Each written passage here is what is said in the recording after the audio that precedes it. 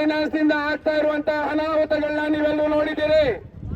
ಬಹಳ ಕಡಿಮೆ ಬಡ್ಡಿ ದರಕ್ಕೆ ನಿಮಗೆ ಹೆಚ್ಚಿನ ಒಂದು ಸಾಲವನ್ನ ಕೊಡ್ತೀವಿ ಅಂತ ಹೇಳಿ ನಮ್ಮೆಲ್ಲರನ್ನು ಕೂಡ ಆಕರ್ಷಣೆ ಮಾಡ್ತಾ ಇದ್ದಾರೆ. ನಮ್ಮ ಚಿನ್ನ ಒಡವೆಗಳನ್ನ ಅಡವು ಇಟ್ಕೊಂಡು ನಮಗೆ ಒಂದಷ್ಟು ಸಾಲಗಳನ್ನ ಕೊಡ್ತಾ ಇದ್ದಾರೆ. ಆ ಸಾಲವನ್ನ ಮರುಪಾವತಿ ಮಾಡಬೇಕಾಗುತ್ತದೆ. ನಾವು ಕಂತುಗಳಲ್ಲಿ ತಿಂಗಳ ಕಂತುಗಳಲ್ಲಿ ಆ ಒಂದು ಸಾಲವನ್ನ ಪಾವತಿ ಮಾಡಬೇಕಾಗ್ತದೆ. ಆದ್ರೆ ನಮ್ಮಂತ ರೈತರಿಗೆ, ಕೃಷಿ ಕೂಲಿ ಕಾರ್ಮಿಕರಿಗೆ ಪ್ರತಿ ತಿಂಗಳು ಅವರನ್ನ ಕಂತಿನ ರೂಪದಲ್ಲಿ ಸಾಲವನ್ನ ಮರುಪಾವತಿ ಮಾಡೋದಕ್ಕಾಗಲ್ಲ.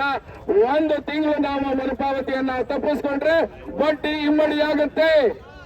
24% ಗಿಂತ ಹೆಚ್ಚಿನ ಬಡ್ಡಿಯನ್ನ ನಮ್ಮನ್ನ ವಸೂಲಿ ಮಾಡ್ತಾ ಇದ್ದಾರೆ. ನಮ್ಮ ಮನೆಗಳನ್ನ ಹಾಳು ಮಾಡ್ತಾ ಇದ್ದಾರೆ. ನಮ್ಮ ಕೃಷಿ ಕಾರ್ಮಿಕರನ್ನ, ಕೂಲಿ ಕಾರ್ಮಿಕರನ್ನ, ನಮ್ಮ ರೈತರನ್ನ ಊರಿನಿಂದ ಒಕ್ಕಲೆಬ್ಬಿಸುವಂತಹ ಕೆಲಸವನ್ನ ಇವರು ಶಾಶ್ವತವಾಗಿ ಮಾಡ್ತಾರೆ. ಆ ದಿಗಿಲು ನಮ್ಗಾಗಿದೆ, ಆ ಭಯ ನಮ್ಗಾಗಿದೆ. ದಯಮಾಡಿ ಇವರಿಗೆ ಒಂದು ಕಡಿವಾಣ ಹಾಕಲೇಬೇಕು. ಮೈಕ್ರೋ ಫೈನಾನ್ಸ್ ಕಡಿವಾಣ ಹಾಕಲೇಬೇಕು. ಅದರ ಬದಲಿಯಾಗಿ ರಾಷ್ಟ್ರೀಕೃತ ಬ್ಯಾಂಕ್ಗಳಿಂದ ನಮ್ಮೆಲ್ಲ ಕೃಷಿ ಕಾರ್ಮಿಕರಿಗೆ, ರೈತರಿಗೆ ಏನು ಸಾಲ ಸೌಲಭ್ಯಗಳು ದೊರೆಯಬೇಕು ಅಂತ ಸಾಲ ಸೌಲಭ್ಯಗಳನ್ನ ಕೊಡಿಸುವಂತದ್ದು ಆಗ್ಬೇಕು. ಬ್ಯಾಂಕ್ಗಳನ್ನು ಕೂಡ ಎಚ್ಚರಿಸುವಂತಹ ಕೆಲಸವನ್ನು ನಾವು ಮುಂದಿನ ದಿನಗಳಲ್ಲಿ ಮಾಡ್ತಾ ಇದ್ದೀವಿ ಬಂಧುಗಳೇ. ಹಾಗಾಗಿ ದಯಮಾಡಿ ನಿಮ್ಮಲ್ಲಿ ಒಂದು ವಿನಂತಿ, ಮೈಕ್ರೋ ಫೈನಾನ್ಸ್ ಸಾಲಕ್ಕೆ ದಯಮಾಡಿ ಹೋಗಬೇಡಿ.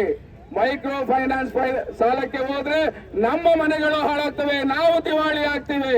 ಹಾಗಾಗಿ ಅವರಿಗೆ ಕಟ್ಟುನಿಟ್ಟಿನ ಆದೇಶವನ್ನ ನಮ್ಮ ತಹಸೀಲ್ದಾರ್ ಅವರು ಮಾಡಬೇಕು. ಅವರ ಹಾವಳಿಯನ್ನ ನಿಯಂತ್ರಿಸಬೇಕು ಅಥವಾ ಅಂತವ್ರನ್ನ ಶಾಶ್ವತವಾಗಿ ಇಲ್ಲಿಂದ ಓಡಿಸಬೇಕು ಅಂತ ಕೆಲಸ ಇಲ್ಲಿ ಆಗ್ಬೇಕು. ಮುಂದಿನ ದಿನಗಳಲ್ಲಿ ಅವರಿಂದ ಆಗುವಂತ ಒಂದು ಶೋಷಣೆ ಏನಿದೆ ಅದರ ವಿರುದ್ಧ ನಾವು ಉಗ್ರವಾದಂತಹ ಒಂದು ಹೋರಾಟವನ್ನ ಮಾಡಲೇಬೇಕಾಗುತ್ತೆ. ರಾಜ್ಯವ್ಯಾಪಿ ಒಂದು ಹೋರಾಟವನ್ನ ನಾವು ರೂಪಿಸಬೇಕಾಗ್ತದೆ. ಇದು ಈ ಸಂದರ್ಭದಲ್ಲಿ ಮೈಕ್ರೋ ಫೈನಾನ್ಸ್ ಗಳಿಗೆ ಕೊಡುವಂತಹ ಒಂದು ಎಚ್ಚರಿಕೆ ಇದಾಗಿದೆ. ದಯಮಾಡಿ ನಿಮ್ಮ ಶೋಷಣೆಯನ್ನ ನಿಲ್ಲಿಸಿ.